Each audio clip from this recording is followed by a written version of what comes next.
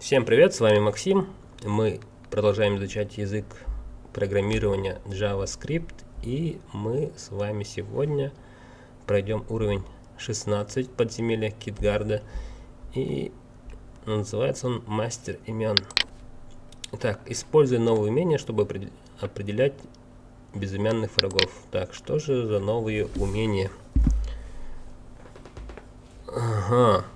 Герой должен выжить, победить 3 огров.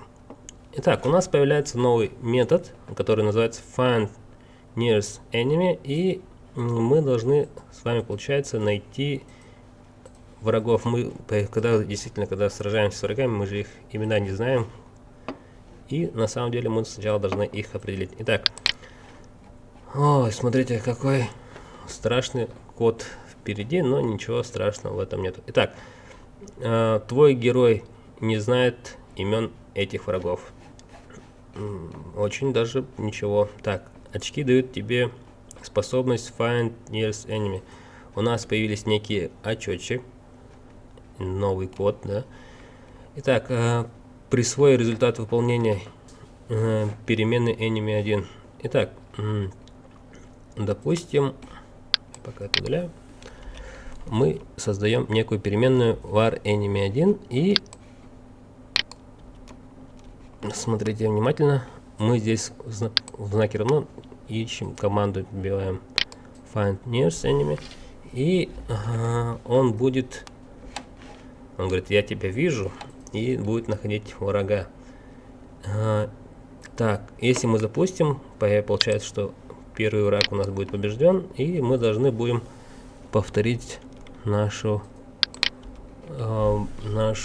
попытку. Итак, следующая переменная var enemy 2, и она тоже будет искать имя врага, затем будет его атаковать. И получается, мы теперь сами самостоятельно должны написать команду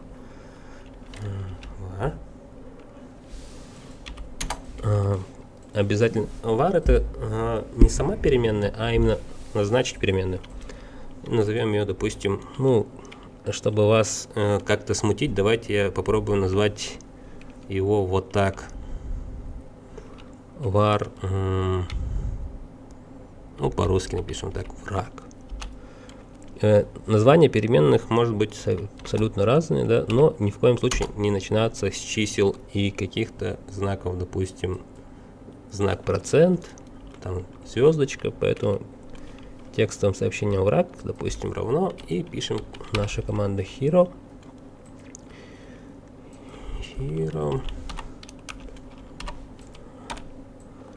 find enemy. Ага, и давайте попробуем, так как мы будем атаковать. У нас теперь переменная называется не enemy, а я его назвал враг. Попробуем его здесь назвать тоже так же, атаковать врага. Итак, hero attack враг. Давайте попробуем, допустим, сработает ли такая история. Так, атакует, враг побежден. Обратите внимание, и все, мы победили. Ой, это кто-то появлялся. Кто-то страшный, надеюсь, он не погонится за нами. Так, готово. Уровень пройден. Вернуться к карте. Итак, мы почти с вами выбрались. Почти что выбрались с вами из подземелья, но перед тем, как это сделать, мы должны пройти с вами уровень 16А, практика, подземные жители. На этом пока все. Всем спасибо. С вами был Максим. Ставьте лайки и подписывайтесь на наш YouTube канал. До новых встреч.